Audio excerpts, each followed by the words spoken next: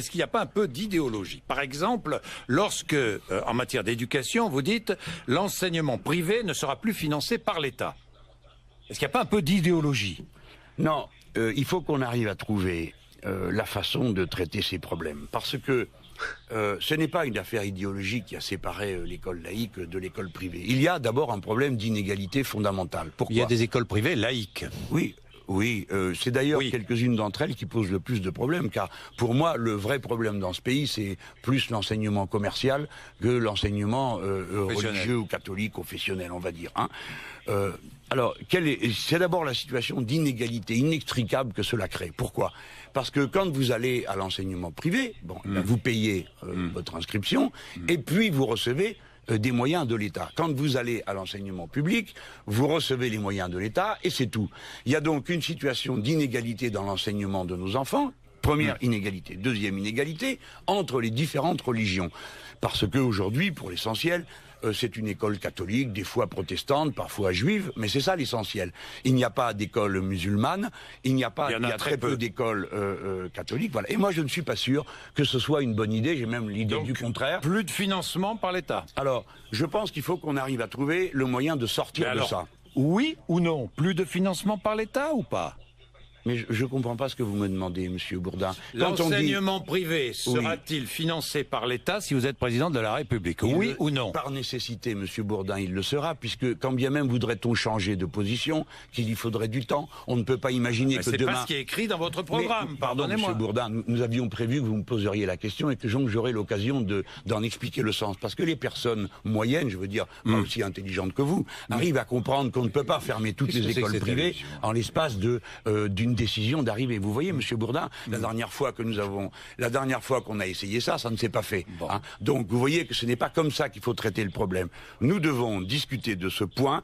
Est-ce que nous sommes d'accord, Monsieur Bourdin, pour qu'il y ait des écoles confessionnelles dans ce pays de toutes les religions? Monsieur Bourdin, vous êtes donc partisan du fait qu'il y ait des écoles religieuses, bouddhistes, musulmanes, juives. Totalement. Voilà. Totalement confessionnelles. Ce n'est pas mon avis. Confessionnel. Eh bien, c'est votre avis, ce n'est pas le mien.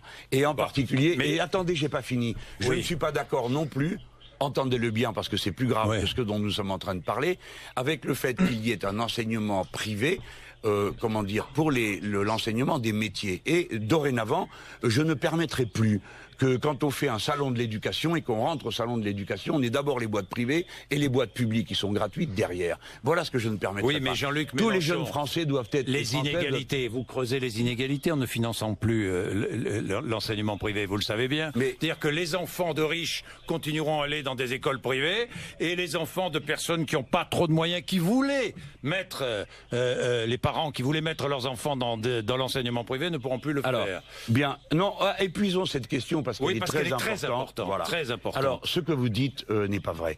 Car les gens qui font le choix de l'école privée ont des raisons diverses et multiples, comme vous savez. Beaucoup de familles modestes aussi. Oui, bien sûr, qui ne sont pas satisfaites. Et grâce au financement de l'État, ces familles peuvent mettre leurs enfants dans le privé. Vous êtes un excellent agent commercial pour les écoles privées. Mais moi, je défends la République et son école laïque obligatoire et gratuite. Moi aussi. Oui, bien sûr, accessoirement. Bon, non, on n'a pas fini. Non. Alors finissez. Alors si vous voulez bien ne pas m'interrompre pendant que je fais une réponse, les choses seront plus simples. Pourquoi les gens vont-ils à l'école privée? Des fois, c'est par conviction religieuse. En vérité, ils n'y trouvent pas toujours leur compte parce que l'enseignement religieux, parfois, est aléatoire dans ces écoles. Et il faut dire qu'elles font du bon travail, on peut le dire devant tout le monde. On ne va pas dire que ce sont de mauvaises écoles, ce n'est pas vrai. Mais pourquoi ces écoles reçoivent-elles ce public? Parce que les parents ne sont pas satisfaits de l'école publique. Ils trouvent que le travail n'y est pas fait comme ils le souhaiteraient, que la discipline n'y est pas ce qu'elle devrait être, etc. Donc commençons d'abord. Moi, la preuve que je veux faire, c'est qu'on est capable de remédier aux difficultés que rencontre l'école publique de manière à ce qu'elle se redevienne totalement attractive puisqu'elle est gratuite. Donc on va la rendre gratuite, on va y mettre plus de moyens et on va donc de cette manière lui permettre de retrouver aux yeux de ceux qui l'ont quitté, ce qui n'est pas tout le monde, des vertus qu'il n'y trouve plus. Voilà. Donc je ne suis pas partisan d'une quelconque guerre et autres vocabulaire de cette espèce. Je suis pour que tous les Français comprennent que notre intérêt fondamental est que le niveau de nos jeunes gens soit le plus élevé possible en apprentissage et que ceux qui sont à l'école publique méritent d'être d'abord prioritaires dans les traitements de la République. Et s'il y a de plus, eh bien on le donnera à ceux qui ont moins. Mais pour l'instant, d'abord l'école de la République, d'abord ses maîtres, d'abord l'égalité.